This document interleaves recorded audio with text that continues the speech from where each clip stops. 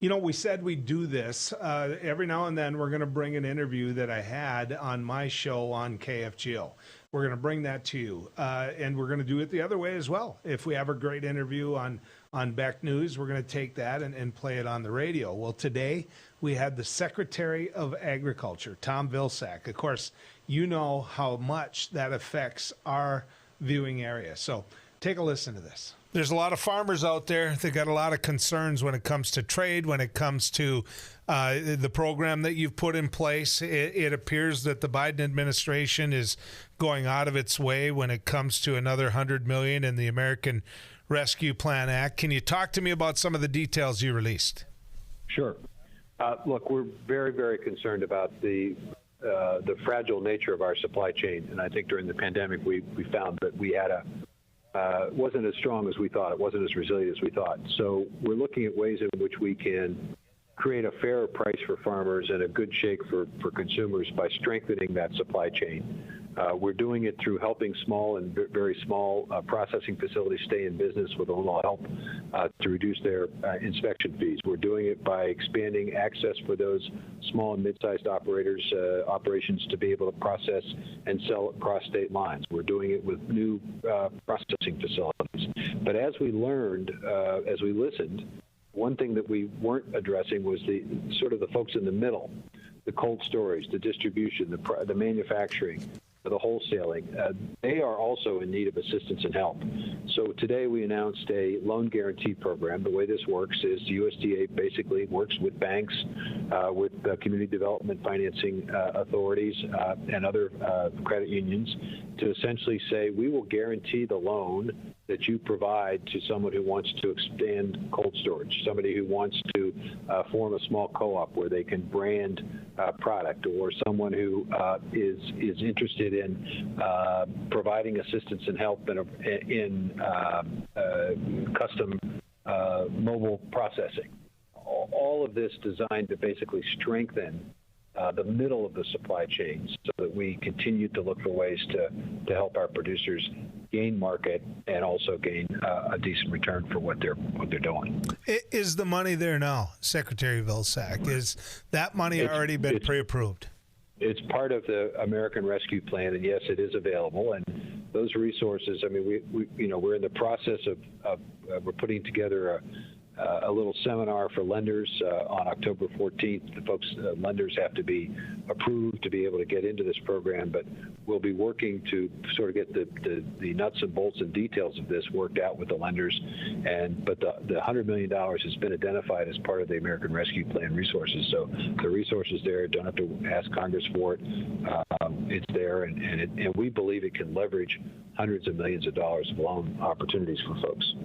You know, Mr. Secretary, that under the Trump administration, trade, when it came to a lot of the products which actually affected some of the people in the middle that you just described, that trade was something that basically got blown up when it came to edible beans, when it came to a lot of our commodities. Our trade with China, trade with other countries. Where are we at with that? One of my best friends has a network, or had a network of trade, and it basically bankrupted his business, or came close to. Where are we at when it comes to trade? Well, Ambassador Tai, who's the U.S. Trade Representative, just gave a major speech on this issue today. And let me just try to paraphrase some of the key points from that speech. I think first and foremost, I think she indicated that it's up to China to live up to the responsibilities that it agreed to fulfill under the Phase 1 trade agreement. There were two segments of that trade agreement that impacted agriculture. One was a series of agreements by China to remove or eliminate certain trade barriers that were non-tariff. Sanitary, phytosanitary rules and regulations. There were 57 commitments that were made. China basically complied with 50. Well, full compliance is getting 57. So, for example, it means actually speeding up the Chinese approval of biotechnology traits going into that market, which would create additional opportunity for us. Doing more in terms of exports relative to DDGs, for example, which would be pretty important to the upper Midwest. So we're asking them to basically fulfill those responsibilities. And on the procurement side, It's true that China has purchased more product recently, but they still have not lived up to the level that they set under phase one. They're about $5 billion short annually of the purchases they need to meet that agreed upon level. So we're asking them and believe that they ought to live up to the agreement. So first and foremost, it's really compelling them to live up to the agreement. Second thing, in her speech, I think, which is important, is to acknowledge that when we assess tariffs, we did so, I think, sort of a broad brush approach. And I think we have to be pretty strategic about this, because as we implemented these tariffs, it ended up hurting our own businesses and our own consumers. And I think we need to take a much more focused, a much more laser-like approach on all of this, so we're not inadvertently hurting our own people by trying to take action targeted at the bad stuff that China does. Secretary Vilsack, I'm not the spokesperson for China, nor will I ever be. In fact, I don't think China would look at me as their poster child in so many ways in terms of their policies. But they don't look at things in terms of one administration. They look at it from a broad 20-year, 30-year, 40-year, as you know. Why would they, looking at what the U.S. policy was over the last 4 years, why would they trust us to live up to our agreements when we blew up those very agreements under the Obama administration during the Trump administration? Well, I think it's basically China is a nation that wants respect. They want to be seen as a leader on the world stage. To be a leader on the world stage, you have to live up to the responsibilities that you've agreed upon.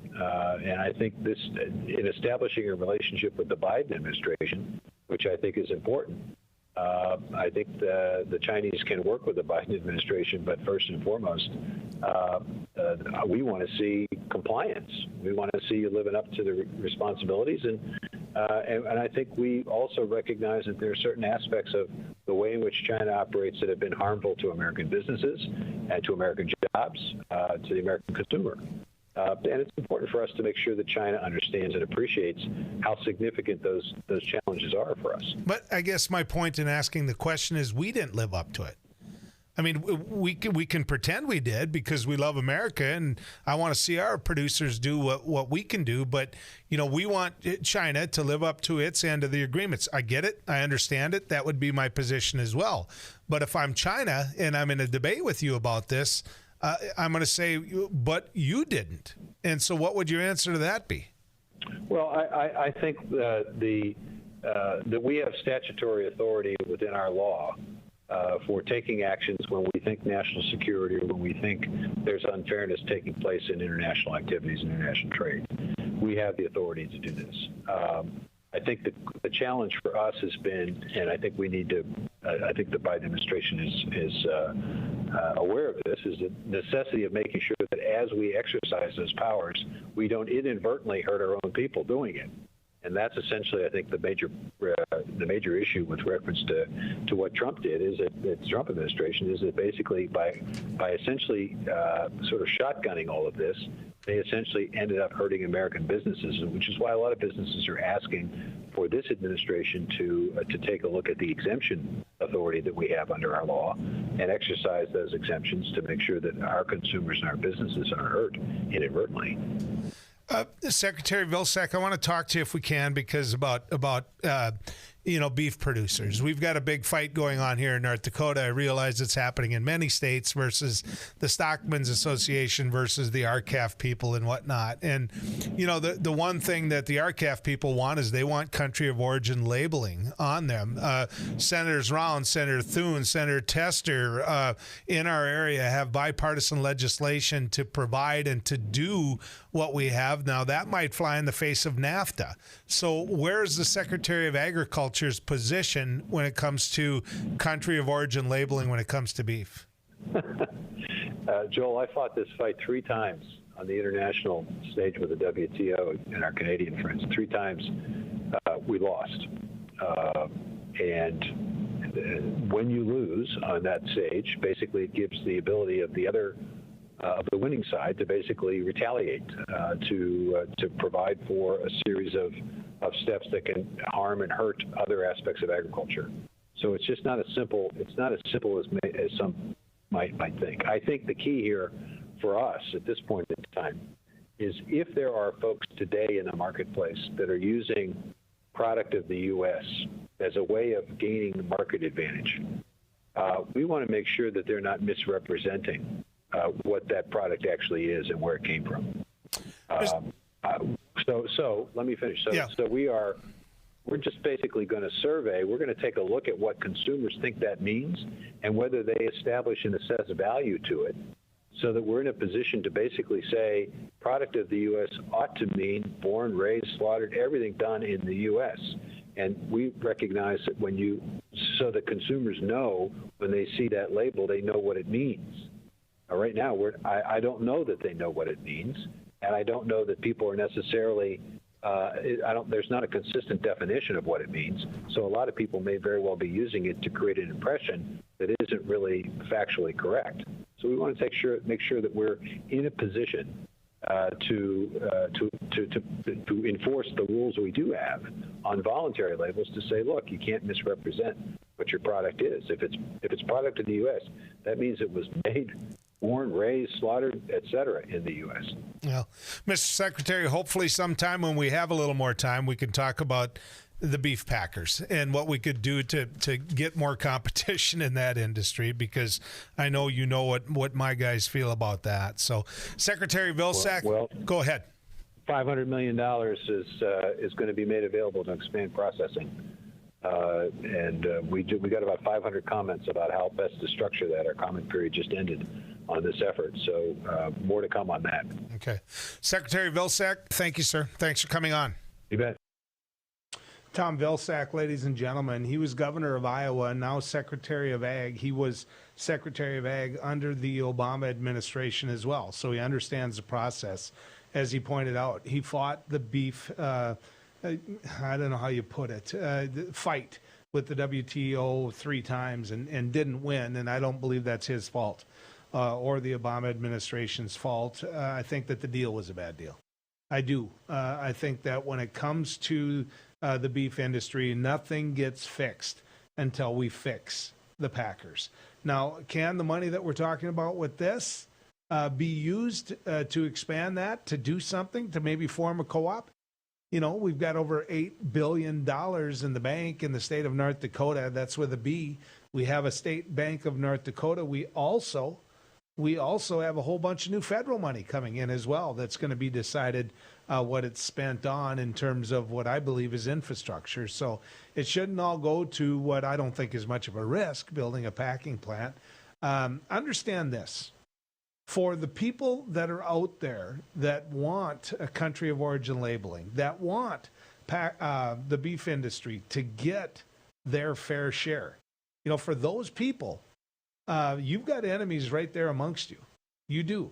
You've got organizations not on your side, and quite frankly, you've got processors right next to you that are fighting it as well.